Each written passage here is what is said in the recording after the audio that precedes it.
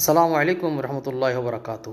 আরব দেশে যখন আমরা নামাজ পড়ি তখন দেখা যায় যে বেশিরভাগ মসজিদে ইমাম সাহেব যখন নামাজ শুরু করেন তার আগে যখন মুয়াজ্জিন আকামত দেন তখন ইমাম সাহেব কিছু শব্দ কিছু বাক্য উচ্চারণ করেন আরবিতে।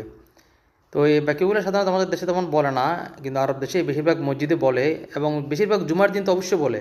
অন্য দিন যদিও না বলে, কম বললেও জুমার দিন সবসময় বলে এই বাক্যগুলো ইমাম সাহেব।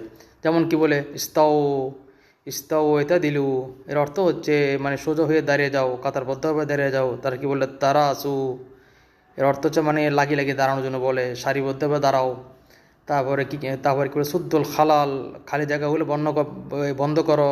তারপর আবার কি বলে, সুদ্দুল ফুরুজ, মানে শূন্য স্থানগুলো পূরণ করো। তারপরে কি বলে, আকিমুস সফুফ আকুম, মানে কাতারের জন্য দাঁড়াও। তারপর কি বলে, সফল আউ্য়াল ফিল আউ্য়াল, আগের কাতারগুলো আগে আগে পূরণ করো। এই জাতীয় কত কথা বলে। তো এই কথাগুলো আজকে আমি আপনার সাথে শেয়ার করলাম। ধন্যবাদ।